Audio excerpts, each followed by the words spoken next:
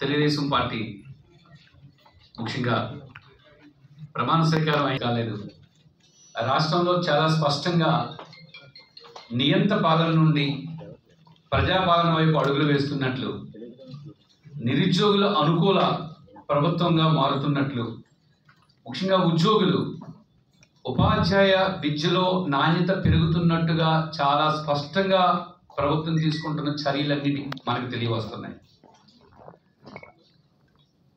ఆంధ్రప్రదేశ్ రాష్ట్ర చరిత్రలో తెలుగుదేశం పార్టీ 1983లో ఏర్పడిన తర్వాత, 83లో అధికారంలోకి వచ్చిన తర్వాత ఇప్పటి వరకు ఉపాధ్యాయ విద్యకి తెలుగుదేశం పార్టీ ఎంత ప్రాధాన్యత ఇచ్చిందో ఒక్కసారి చూద్దాం. 1983 ఎన్టీ రామారావు గారు ముఖ్యమంత్రి అయినప్పటి నుంచి ఈరోజు 2024 నారా చంద్రబాబు నాయుడు గారు మరలా నాలుగోసారి 4-0 ముఖ్యమంత్రి అయ్యే వరకు ఒకసారి పాఠశాల విద్యని, ఉపాధ్యాయ ఉద్యోగాలని పరిశీలిస్తే 1983 నుంచి 2024 వరకు మొత్తం 14 డిఎస్సీలు తీశారు, జనరల్ రిక్రూట్మెంట్. ఈ 14 డిఎస్సీల్లో 4 డిఎస్సీలు కాంగ్రెస్ ప్రభుత్వ కాలంలో తీయబడ్డాయి. 11 డిఎస్సీలు తెలుగుదేశం పార్టీ కాలంలో తీయబడ్డాయి. ఈ 11 డిఎస్సీల్లో అంటే డిస్ట్రిక్ట్ సెలక్షన్ కమిటీలో ప్రమాణ స్వీకారం చేసిన వెంటనే తొలి సంతకాన్ని మెగా డిఎస్సీపై పెట్టడం జరిగింది.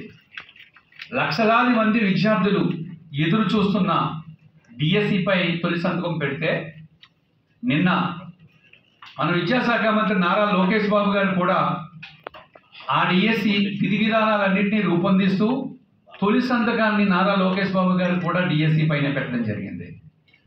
నిన్న మొట్టమొదటి రాష్ట్ర కేబినెట్ నిర్వహిస్తే ఈ రాష్ట్ర కేబినెట్లో ఎక్కువ చర్చ దేనిపై జరిగింది అంటే డిఎస్సీ టెట్ పైనే జరిగింది. అంటే రాష్ట్ర ప్రభుత్వం ప్రభుత్వ విద్యకి, ఉపాధ్యాయులకి, నిరుద్యోగుల్లో ఉద్యోగాలు కల్పించడంలో చూపిస్తున్న శ్రద్ధ పట్ల ఎంత అవగాహన ఉంది అనేది మనం అర్థం చేసుకోవాలి.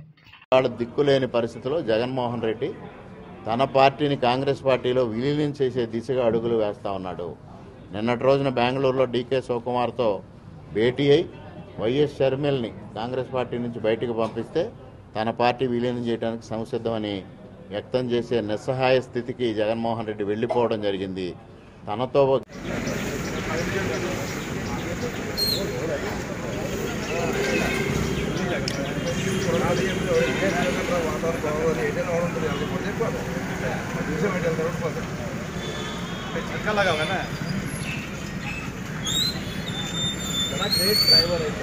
బాగా తిరిగి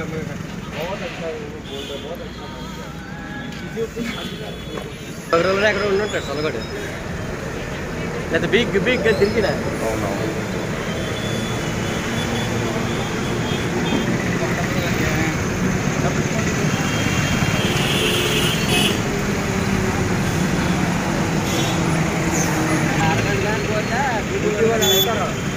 అయితే డ్యూటీ వాళ్ళు వెళ్తారు.